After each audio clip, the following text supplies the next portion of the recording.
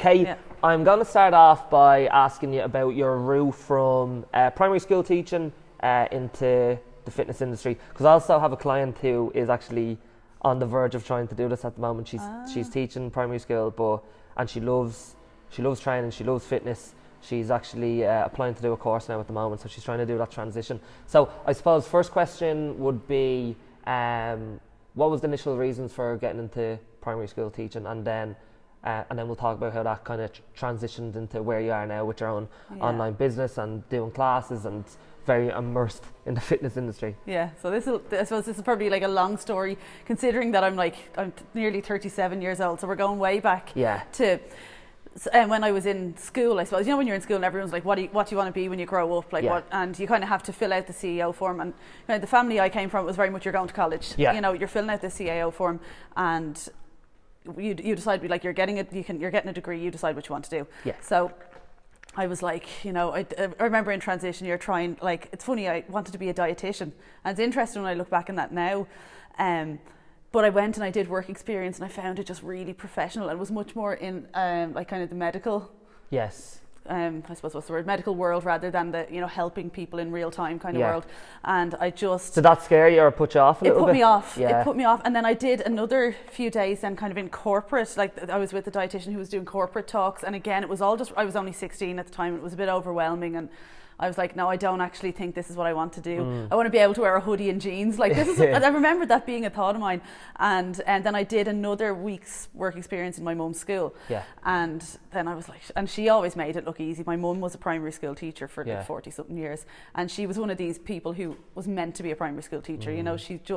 She loved her job, never hated going in, was never tired from it. Like, so she, when I was in there, she'd always make it look really easy. I'm like, that's what I want. I was like, Jesus, short days, long holidays, and like, it's casual. I can wear my hoodie and my jeans, and I can, so that was literally the thinking behind it. That's how I filled out my CAO CAO, isn't it? CEO is a company with CAO form. Anyway, I was like, okay, I'm going to do primary school teaching. So then literally then 5th and 6th year, like, the points were high enough, like, and I wasn't like, I had to work to get the points for it. It's difficult to get into. But I was the type of kid that I was really hard on myself, like, really wanted to please others, and I wanted to kind of make my parents proud in a way. And I worked really hard to get the points, got into teaching, and looking back now, when I was in college, half of the stuff, like, I look back when I was in college and I think, like, I look back and I felt like I was a child, even though I was like 18, 19, 20 or whatever. I still feel like that now. Yes, so do I sometimes. But and I just, some of the stuff just never really kind of sat with me. It didn't make sense. I just kind of kept pushing myself, qualified, got my first interview, got the job, stayed there for 15 years. And I was looking for security, I was looking for kind of safety, because I'd worked so hard, and got in there, got really comfortable, but I kind of found teaching to be very, very tiring. Like, I found it's very much kind of multitask, you're doing 20 million things at once, and I always loved kind of working with the kids. But, and like, so when I was in the classroom, it wasn't the problem, it was, all the extra stuff, all the planning, all the other school politics, I suppose, and just... Well, that's what my client actually says. It's nothing to do with teaching the kids and stuff like that, but everything outside it, and it just makes her life more stressful and more anxious than she needs it to be. Like, and what I found is, I'd be fine, I'd be completely present in the school day, get on with the kids were always taught well. But I'd come out and I'd be exhausted, so exhausted that I'd be nearly seeing double, just absolutely wrecked. And there was no space left for any type of creativity. So I actually never had time to think about what I actually wanted and what I wanted to do and who I was. Like, because I was teaching from 21. I had my first child at 23. So, and then we bought a house, and it was just, after that it was like just bills, responsibility, kids. Do you think that built up the pressure to stay rather than it built up the busyness to never even think about what I wanted. So that was it. So it wasn't actually, so I kind of started getting into fitness. What happened was, after or before I had my third child, so back in kind of 2015, 2016, I started getting into fitness. I was doing workouts at home, and I was doing I don't know if you know the Kayla Itzness BBG program. Yeah. So I got into fitness through that, and it was brilliant. Like, and I loved that community, and I loved that online kind of program style, and it suited me. I had 2 small kids at home. I was able to work out on my kitchen floor. It was ideal. And then one day, and I remember thinking to myself, I'd love to kind of start making new friends in my adult life that have similar interests to me. And I remember kind of just... Did you not really have that before? No, not really. No, it was kind of... Yeah, it was a whole new kind of side to my life that kind of developed that was completely different to anything else. So you didn't have like a sports background when you were a kid or anything like that? I did ballet as a kid. So like my mother was trying to turn me into like a little princess or something. But yeah, no, I did ballet and dance from when I was 3 to when I was 18. Yeah. So that was my only kind of physical activity background really. Yeah. Yeah, so it was completely, I had no idea, like as a kid, team sports frightened the shit out of me. Yeah. And again, it came back to self-confidence and like not having that kind of self-worth. Like I didn't think I was good enough for the team. And the pressure of letting a team down was just too much for me as a kid. Like I remember sports in school and stuff was just, Do you still have that now, or do you think the fact that, you know, you run your own business, you know, you're very competent in your training, you've gone through all these kind of barriers, like, do you feel like you still have a little bit of that now, or do you think it's squashed? No, I think it's gone. I think it's gone because through fitness, I've been able to discover a whole side to myself that I didn't know existed. And I was able to discover my true potential. Like, I know that sounds really cheesy, but it's true. Like, I was able to be like, wow, I can actually do that. It was actually through CrossFit that I really learned how much I could do. We were going to get into that. I was going to get into your experience of how you transitioned from teaching to kind of finding a love for fitness. So CrossFit was kind of your first real experience of that, was it? So what happened was, this was kind of, I can't even remember what year it was. So I was just working out myself at home for years, had the 3rd child, and then it must have been 2019 or so, that the lad who owned the CrossFit gym that I used to go to arrived into my primary school, and he was looking for teachers that were interested in doing this trial program where they would train the teachers up in the CrossFit Kids program. Okay. So that they could implement the CrossFit Kids program as PE in the school. Yeah. So, which was a really, really cool initiative. And so I got involved in that, and we started coaching kids, doing it like as PE, but we also set up our little after school club and started coaching kids. And then I started training in his CrossFit gym.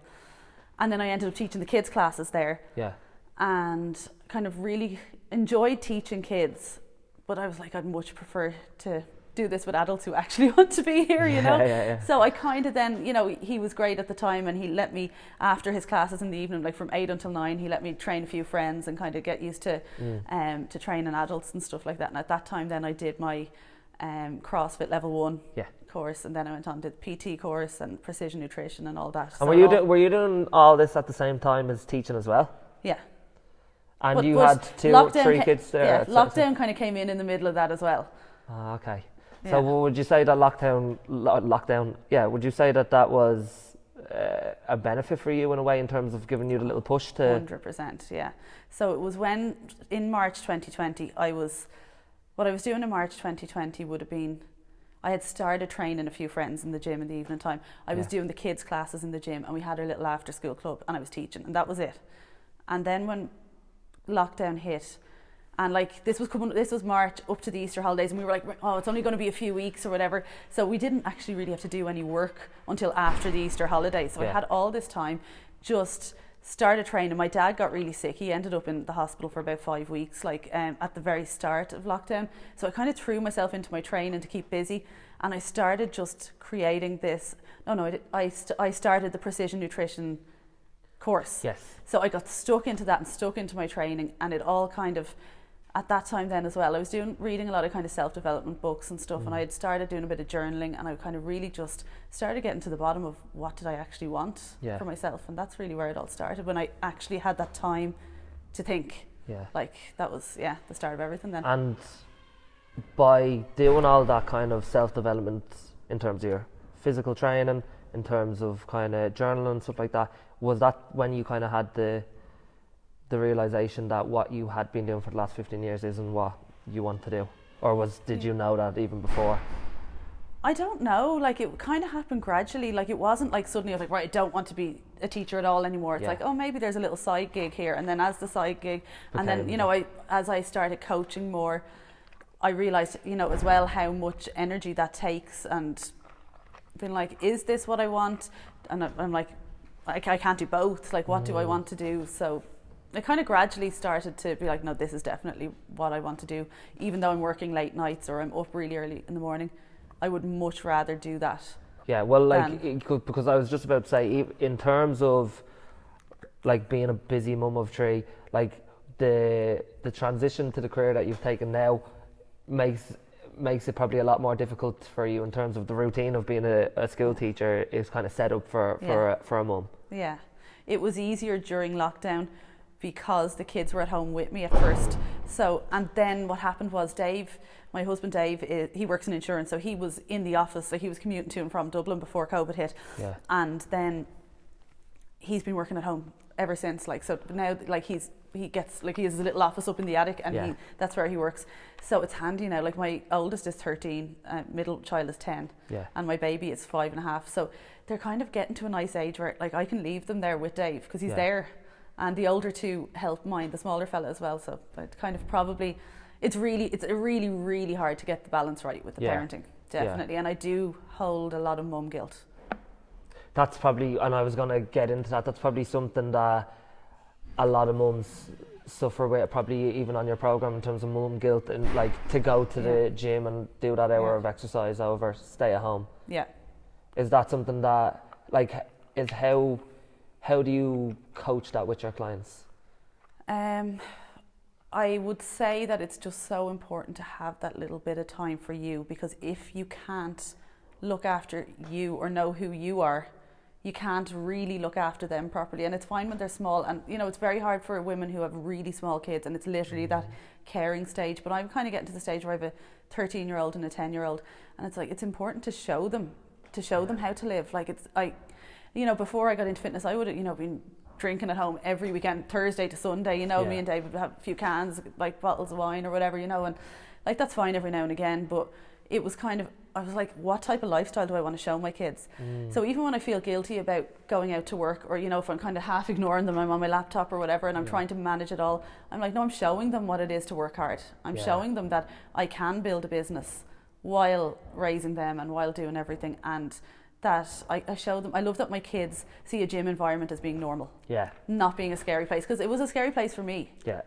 So I want them to see that as being normal, and to see your mother down on the kitchen floor doing push-ups as being a normal thing. I think that's if we relate back to CrossFit, which I only started doing a couple of years ago. I'd been consistently training in the gym, and I'd been heavily involved in sports, but I only started doing a little bit of CrossFit over the last couple of years. And something I think that's really, really good with CrossFit is, first of all, the community aspect of it. It makes people want to go in and train. Second of all, even they do like CrossFit Kids and stuff like that, and giving kids that kind of environment that it's, you know, it's not a scary environment to be in, which I think is really important. Another thing that I wanted to talk to you about is your program, Nourish and Shine. Nourish, Move and Shine. Nourish, Move. Talk to me a little bit about that. So that kind of was born out of, so I did the precision nutrition course. I don't know, did you do precision nutrition? I did EIQ. Oh, right, no, I did precision nutrition. I'm sure like all the courses are, you know, similar, teach you the same Tell kind me, of what did you learn out of precision nutrition? Like, what would it be? I did it just more to do learn a bit of nutrition. I was like, you know, just to go with my coaching, just to, I don't think I even knew what I wanted at that stage, but I remember it was like, I want to start learning more in this direction. And it was the middle of lockdown. I wasn't doing a PT course at that stage. So it was like, okay, I'll do this. And I kind of thought, no, it'll teach me a bit more about food and nutrition, and I'll be able to give good advice, and it'll be good for my own health and fitness as well. So I started, and what it taught me was just how to be a coach, and how important it is to be a coach, and just the whole kind of coaching philosophy that it gives you is just, you know, how to work with people. It was just so much more, and I was so motivated after finishing that course. I was like, wow, I can really make a difference in people's lives. And then I was thinking about the years of experience that I had around slimming clubs myself, and body image issues and confidence issues and everything, and just my own kind of baby steps into fitness myself. I was like, I think I actually have something here. So I spent the second lockdown, I was kind of qualifying as a PT, and I was writing that program at the same time. and so the Nourish, Move and Shine is built really for me. For you, so it's yeah, me. No, it that's is me. Like it's literally like my whole soul went into that, and it's an 8-week program. Originally, I had built it as a 12-week program, but I found 12 weeks just was a little bit long. Yeah, a little bit long. We just found it easier for people to commit to 8 weeks, but like. The wonderful thing is, like, Nourish, Move and Shine is a lifestyle. It's all about step by step habits, depending on where you're at. So you might be able to take on way more than the person beside you, and it's about finding where you're at and building from there, and learning to do it with self-compassion, kind of doing that self-development stuff on the side while losing weight if that's your goal, getting healthier, getting fitter. So you have the option of home workouts, gym workouts. But when I started Nourish, Move and Shine, it was just nutrition and mindset program. It wasn't, so workouts came afterwards once I was qualified. So yeah, I don't know if that's answered your question. I've kind of like so what type of struggles come into the clients that come to do your program? Okay, so the struggles would be time is a huge thing. Self-belief is another huge thing, and to be honest, a lot of the women that I work with, a lot of them are busy mums, some not. I have other ladies that are just busy professionals, but most of them are 30 plus and have kind of lost themselves a little bit along the way. I find a bit like I had, that it's their struggles would really be, they don't even know what they want, I think sometimes, but that they know that they need time for them, but then they struggle to have the time for themselves. And then believing that they can do it. Then I have a lot of clients that come from a history of diet culture where it's like they don't believe they can do it.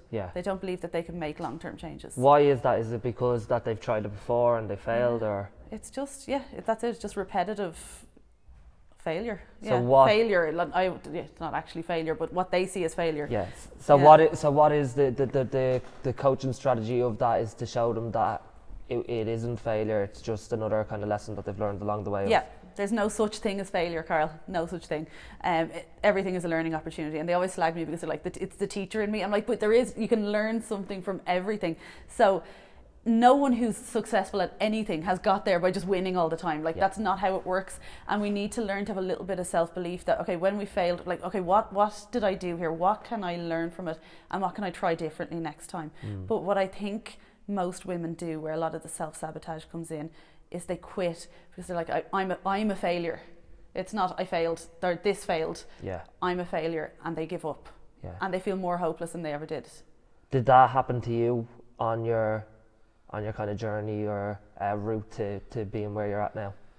Yes and no, I suppose. Like I found, like I would have been in Weight Watchers. I remember being in Weight Watchers when I was 18, 19 years old, and I wasn't. Like I wasn't that shouldn't have been there. But I had body image issues that young, and I always viewed a diet as something that you had to put effort in and something that you were either on or off. When it came to fitness, I probably didn't have that self-belief that I felt like, I'd start something and then I'd stop. Because where do you think all that came from?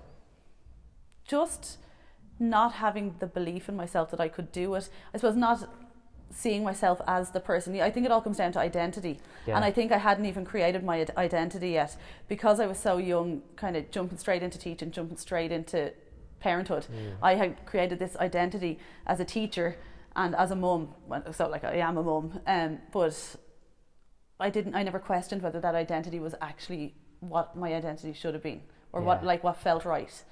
So I think a lot of that stemmed from that. I needed to figure out my identity. And I remember being in the gym years ago and not having, like, being like, oh, this is great, but I'm like, okay, what next? Like, how do I know that I'm doing enough? How do I know that I'm progressing? And like, I'd be quite a perfectionist like that, and I would be very, like, especially in the past, very all or nothing. And I have to watch myself now in my business with that, much more so than my health and fitness. But it's funny how them two translate a lot in so many kind of aspects. And so obviously, that all or nothing approach is obviously something that you struggled with, and you still struggle with in terms of business, and that's obviously something that your clients struggle with as well, that you have to kind of coach out them. I think it's literally one of the biggest things that's holding us all back. And like, for you to train now probably comes a little bit easier because you now have that identity of Kate the PT, Kate, someone who's, a core value is health and looking after herself. How do you make that identity shift for them clients who probably don't have the belief that that's who they are.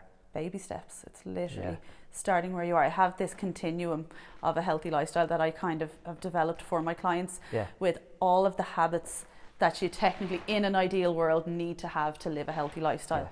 And I kind of say to them, we figure out where you are on this continuum, and we're going to start there. We'll take baby steps. You want to push yourself slightly out of your comfort zone, but not to the point of overwhelm. You want to push yourself far enough that you're growing, but if you feel overwhelmed, you need to take a step back, because then that takes away that whole wagon. I know you probably hear it all the time, I fell off the wagon, or I'm back on the wagon, or whatever.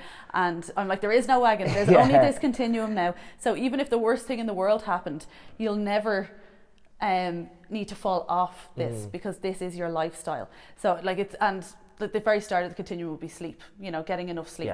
Which is obviously going to be difficult for the mums that you train, especially if they have a newborn. Exactly, and sometimes that's one that we need to skip past. We're like, we can optimize the sleep that we are getting, and how can we make that better? But we might not be getting 7 hours sleep a night, and that's okay. And we just optimize what we can there. Then like the second step, daily movement, or whole foods, or hydration. You know, we figure out where to go, all the way up as far as tracking calories and macros. And what I say to clients is, we might never need to go as far as tracking calories and macros, and it's not for everyone. And sometimes you might be absolutely killing all of the habits, and then other times things are just a little bit too much and you need to bring it back to basics. But the more you have the basics in place, the more they become your identity. I'm someone who goes to bed at 10 o'clock every night. I'm someone who walks every day. I'm someone who drinks 2 litres of water a day, you know, or drinks lots of water, or, you know, there's lots of different habits that you put in place that suddenly, like I remember that I used to never drink water, and that was actually a Weight Watchers thing from years ago, and they're, you have to drink 2 litres of water every day. So I just I remember the effort that it used to be to do that, whereas now I couldn't imagine going an hour without drinking water. Like, how did you get from that step to that other step of where you drink water every day without effort now? I don't know, just happened. Just from repetition, really. Just, and now it's a case that, like, if I didn't drink something in an hour, I'd be like, oh my God, I'm dehydrated. And I'd be like, where's my water? You know, if I didn't have this sitting here now talking to you, I'd be like, oh. Same process, but completely different mindset to do it. Exactly. One taking zero effort, and one took a lot of effort. And like if you take the daily movement one, for example, you know, it starts as an effort. So I have it, like, I'll take one of my one-to-one clients at the minute, and she's a very busy life. She's got a full-time job, she's 3 kids, and she's doing a master's. Now she's nearly finished up the master's, but at the minute all she can manage just about is getting out for a walk. She's walking to work, she's walking home from work, and that is her daily movement. So that was a real effort for her to put in place. It takes a bit of organisation to get out earlier. She's tired after work. You know, it's very, very easy to talk yourself out of that. But she has put that habit in place. And now when she doesn't get to do it, she's like a dog. You know, because now she's like, I need my walk for my sanity. And it's amazing how that happens. And when that happens, everything changes. Then you're ready for the next one.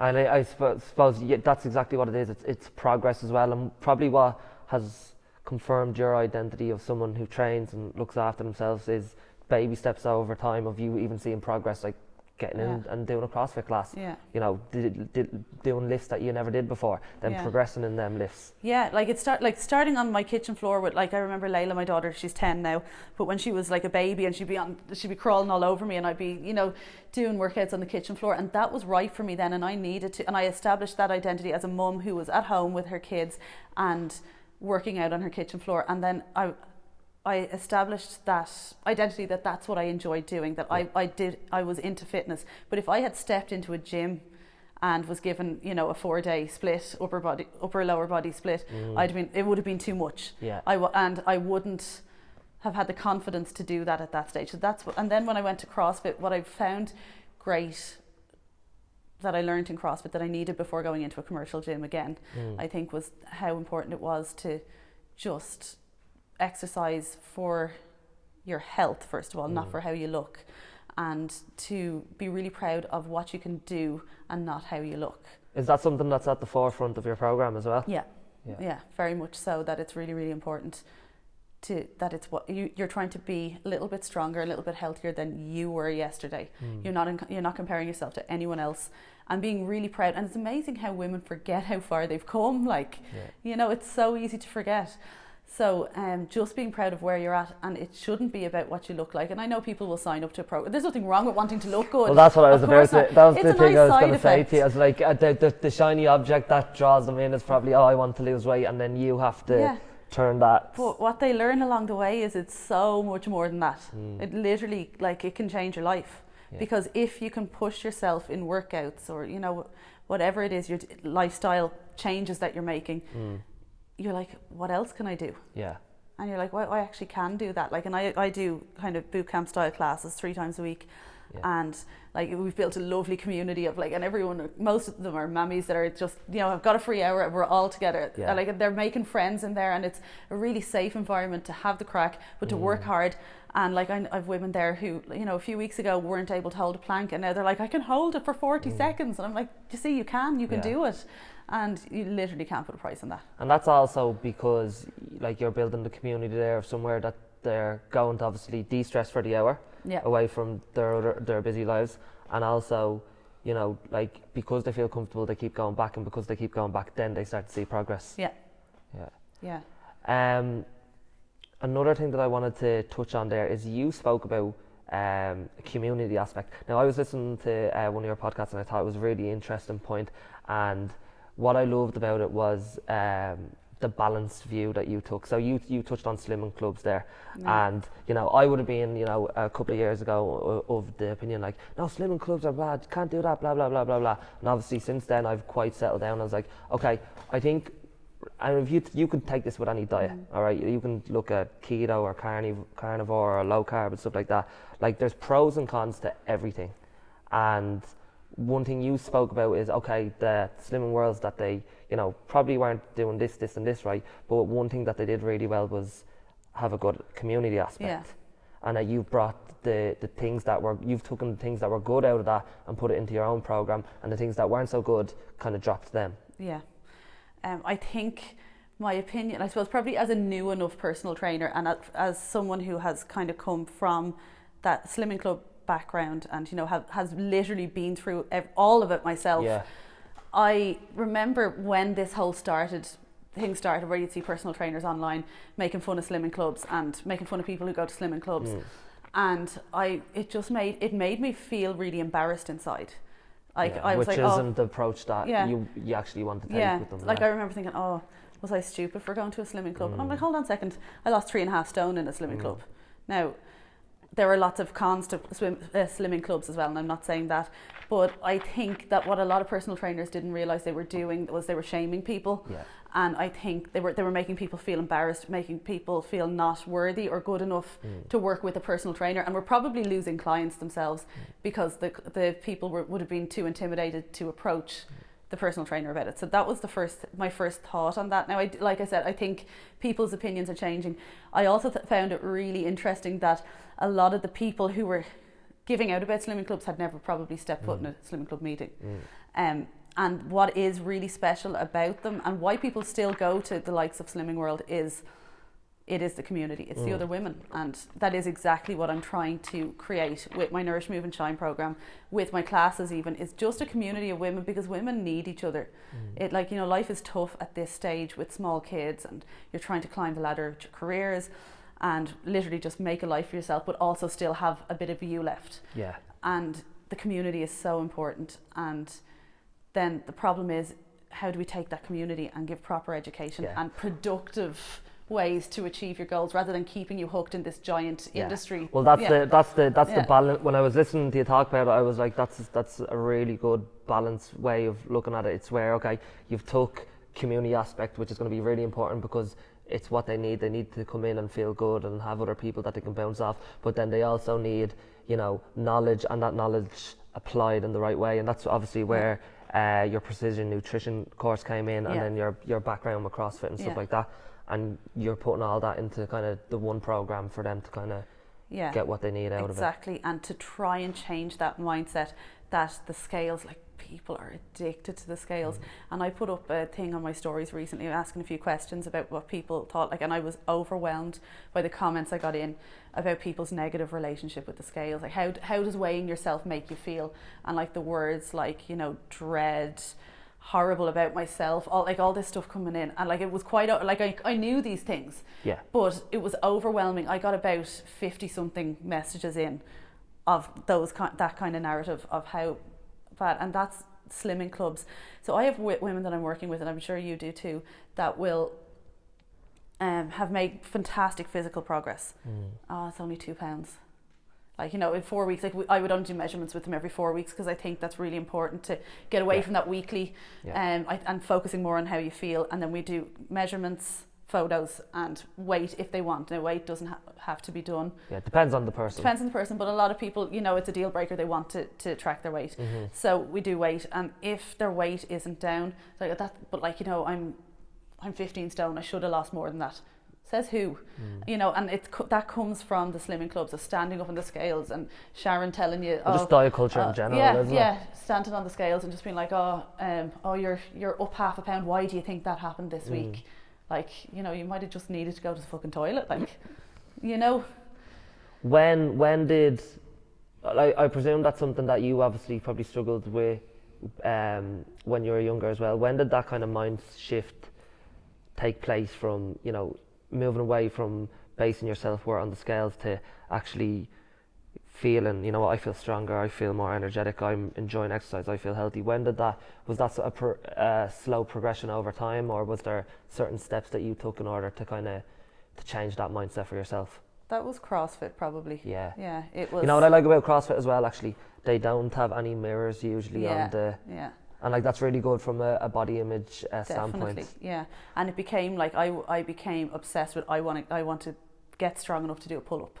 I want to increase my deadlift. I want to be able to do handstand push-ups. Like the first time I kicked into a handstand was like the best day of my life, because as a very unathletic kid, I was never able to do handstands as a kid, so to be able to kick up into handstand was huge for me, and then just to build this strength. So once suddenly I was discovering these things that my body could do, and I stopped criticizing it for how it looked, and then that whole kind of relationship with the scales went, because I realized my whole body shape started to change. My weight stayed the same because I wasn't overweight at this stage. My weight started to change.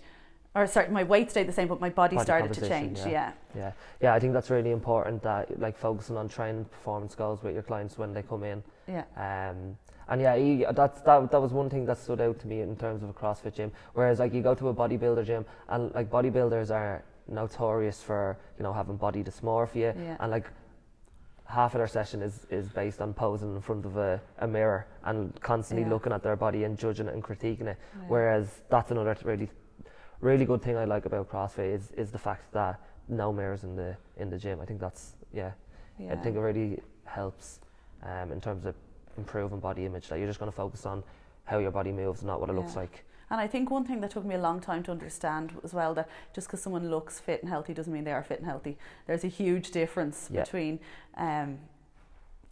looking a certain way and actually being a certain way, and I've learned that now. I train in a bodybuilding style gym now, and I work there, and like you see all different types of people in and out, and it's really, really interesting. And I think it's just really important that people know that you don't have to look a certain way to be fit, to be healthy, to be strong. Doesn't have a look. No, it doesn't have a look. And some of the most unhealthy people that I've ever seen are people that look in incredible shape. Mentally unhealthy, physically unhealthy. And I learned a lot as well of kind of what it takes to be that lean, for like just say bodybuilder lean or photo shoot lean or anything like that, in the precision nutrition course. The level 3 client kind of is. I know that even from my own experiences, trying to get as lean as possible, and you know, I looked great but I felt terrible. My training performance was absolutely shy, and you know, I had no quality of life, could do anything. And you had the anxiety of constantly trying to keep it, like, how am I going to stay this lean? And then you never feel good enough. And I was constantly looking at myself, and if I ate something that I feel bloated after because I have my abs gone, and so on and so forth. And like from that, which I wasn't sustainable and I haven't sustained since, to now essentially just eating what I want and trying really hard, like I'm much happier to be like that, even if it means I don't look as physically aesthetic. Yeah, 100%. I'm the exact same. Yeah. Like at the minute, I'm trying to build some muscle, so I'm eating 2,700 calories a day at the minute, and I'm loving my life. Yeah. Like it's great, but it's funny. I'm actually not gaining body fat. Yeah. You know, at the And minute. I eat, like, I'd say even a lot of your clients that are coming from a mindset of focusing on how they look and body image issues, like for them to see you eating 2,700 calories, like that can only be beneficial for them, Yeah. because they've been taught their whole life to just restrict Yeah. calories. And People still think though, they're like, oh, but you're a personal trainer, your life is a lot more active than mine, so you know I can't eat that much. And I'm like, well, not necessarily, you know, like we'll look at your life. I'm not saying not everyone's going to be on 2,700, it depends on their life. Yeah. But that doesn't mean that you need to be on 1,400. No, You know, no. we'll find the right number for you, but also that when you start a client on a certain calorie total, first of all, that my clients will always tell me it's too high, because I will literally try and get them into as high a calorie deficit as possible. Yeah. And the main thing is so that it's sustainable long Yeah. term. Like, and I'll tell them, don't put anything into your routine, into your life that you're not willing to do forever. Yeah. Except for the counting calories. Counting calories won't be forever. No, but it's education if it's enough, for a week. if it's enough calories, it's good education. Eventually, when you reach your goals, or if you want to take a little break, that's fine. You won't need to forever, and you'll learn so much on the way. But like, it's a tool that we use. Like, Yeah, definitely not a sustainable way of living. I wouldn't count my calories for the rest of But my life. everything anyway. else, I'm like, don't put anything in that you're not willing to keep up long term, because Yeah. all that'll happen is, you might reach your goal, Yeah. or you might reach it quicker, but then it'll be constant anxiety to try and keep it, Yeah. and Well, I always say you won't be able to keep it, and you'll end up back. Well, I always say if you can't maintain the actions and behaviours, you won't maintain the results. So if you're happy with not maintaining the results, then that's fair enough. But if you want to maintain the results, you need to find a way to eat that you're probably going to eat for the rest of your life. Yeah. Or a way that you're going to live for the rest of your life. And like, you start looking start looking at food as fuel. Yeah. Like, you need to fuel your body. You know, we need to stop cutting out food groups. We need to stop cutting out food we enjoy. Yeah. It's all about balance and moderation, and that's not something that people just tell you to make you feel better. It's true. Yeah. Yes, you need food for health. So you do need to include your 3 macronutrients: protein, carbohydrates, healthy fats. You need lots of colour in your diet to get your micronutrients in. But you also need your chocolate, your crisps, your takeaway, your glass of wine, whatever it is that you enjoy, because that's what's going to help you keep the other bits in place long term. And that's the difficult part of coaching nutrition to clients, isn't it? Really, kind of. Yes, obviously you have all your health benefit foods, but trying to get them into a healthy mindset around food. Yeah, and that it doesn't all have to change. So I'm like, keep eating the way you're doing, and be like, how can I make this meal a bit better? So just say you have a sandwich for lunch, can you add a little side salad to that? Can you even put an apple with it? Like, you know, wherever. So that's where it comes back to that step by step. So it could be fine for you to have a big omelette filled with peppers and spinach and everything in, because that's kind of nearly something you'd have done anyway. But the person beside you might literally just be having toast and butter, and they hate vegetables. So you're like, okay, let's find something that you're willing to add in, and we'll work from there. Yeah, you got to meet them where they are. Yeah. And like to try change someone's whole diet up over the space of a night is not going to be a good approach. That's where people go wrong. I think they think like that they're like, where's the meal plan? I'm like, meal plans don't work. You know, you need to figure out what you enjoy eating. You need to step out of your comfort zone and try a few different things, but you won't have it all figured out the first week, and that's okay. And like, one thing I'll always guarantee my clients is things won't go according to plan. You will fuck up, but it's not fucking up because it's a learning opportunity. You already have a diet, so you don't need. You just need to adjust it a little bit in order to get what you want. And they're like, oh, I can't have chocolate because I've no control. I'll just keep eating chocolate all day. I'm like, no, you won't if you don't restrict yourself all day. If you don't, if you're eating 3 meals a day and you're getting good nutrients from your meals and you're eating enough, then you'll be able to enjoy your chocolate without needing it all the time. Well, that's the thing. Most people feel like they're out of control around food, but it's probably because they've been under eating throughout the whole day, because they've been putting themselves on this restrictive diet that they've learned from the internet or whatever. And of course you're going to have no control then when you go to the press, because you haven't ate anything all day and your body's screaming for food. So it's a lot of the time it actually is eating more is how to start. And actually that's how my mindset changed with food as well. When I started in CrossFit, was like, how do I fuel my body? How can I, and I did take that mindset of like, what can I add in? So it was like crowding out the stuff.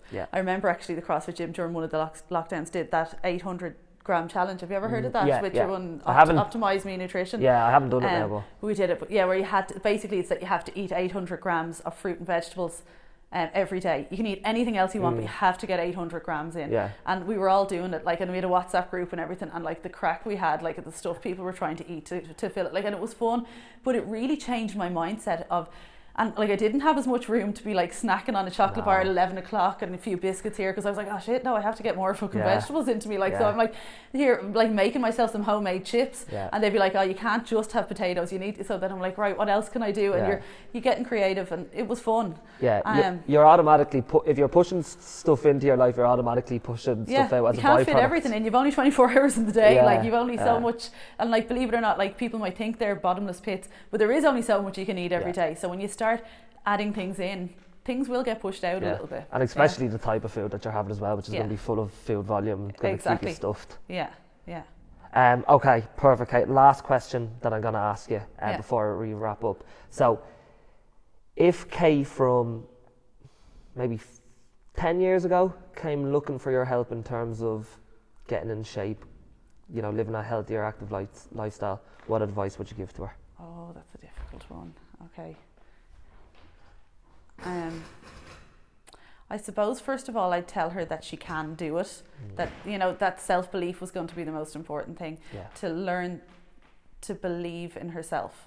I would tell her to, it's so hard to see because I've listened to a lot of podcasts and read a lot of books.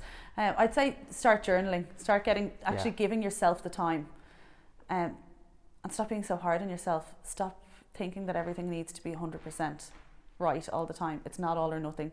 You can just start imperfectly today and do one bit at a time. That is something that people do a lot, isn't it? They just beat themselves up because things haven't gone perfectly well the first week or 2 weeks, and then they can't hold that standard. And I would tell her probably as well that the time goes by anyway, so you might as well be just taking baby steps. Okay, that was brilliant. Great, all right, thanks. There we go, done and dusted. All right, well done. Thank you. Excellent. Jesus.